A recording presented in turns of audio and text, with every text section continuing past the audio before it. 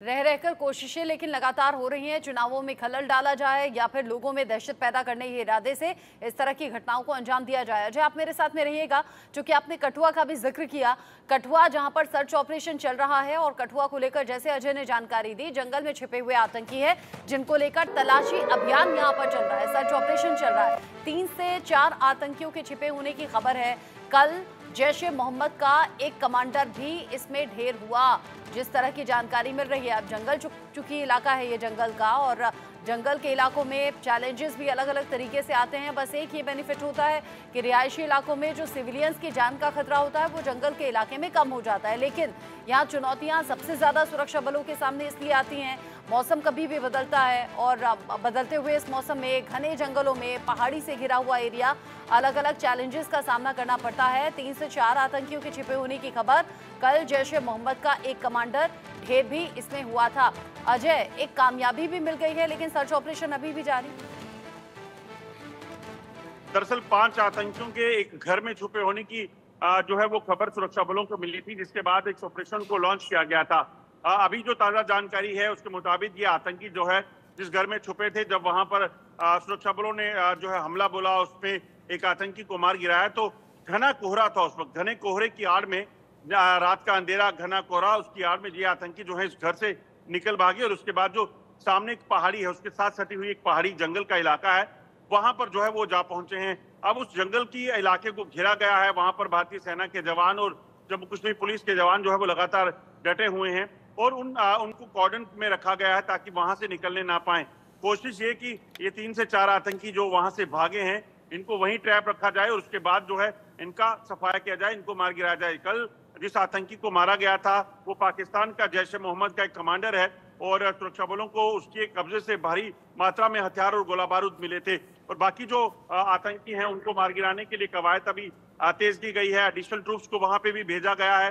जैसे मैंने कहा कि वहां पर क्योंकि कल चुनाव होने हैं, तो मतदान से पहले इस चीज को सुनिश्चित करना बेहद जरूरी है कि ये आतंकी जो हैं इस जगह जहां छुपे हुए हैं वहां से भागने में कामयाब ना हो, क्योंकि घर से निकलकर जो उस इलाके में पहुंचे हैं उसके बाद जो चुनौती है, क्योंकि कल रात को, बीती रात को भी जब घना कोहरा हो तो उसमें कहीं ना कहीं जो विजिबिलिटी है वो टोटली जीरो हो जाती है।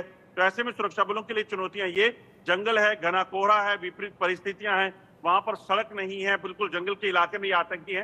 तो ऐसे में इन आतंकियों तक पहुंचना और इनको मार गिराने की कवायद जो है वो तेज की गई है।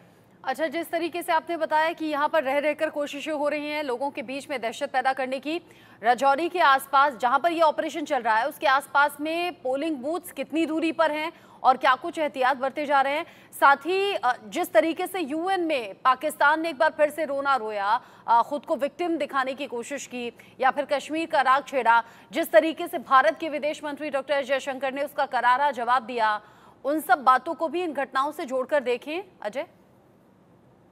देखिए, अगर आप देखें तो लगातार पिछले कई दिनों से आतंकियों के हमले हो रहे थे, मगर पिछले कुछ दिनों में अगर आप देखें तो एक स्ट्रेटेजी बदली गई।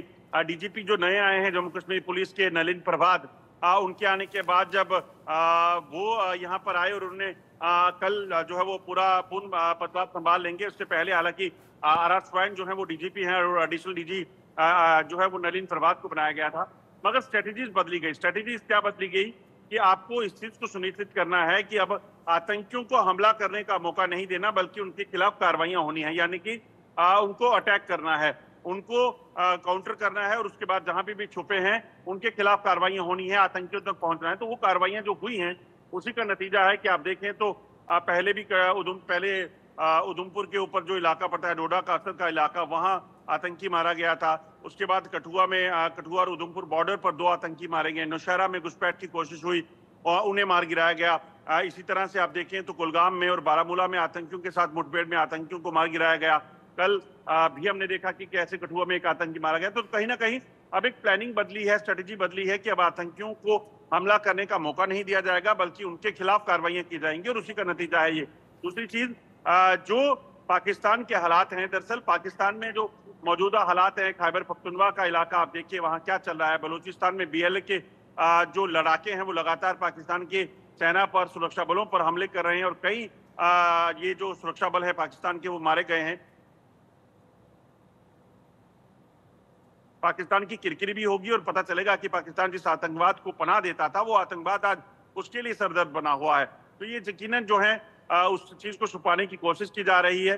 एक तरफ यहाँ पे आतंकी हमले और दूसरी तरफ पाकिस्तान यूएन में जाकर जो है वो कश्मीर का रोना रोता है।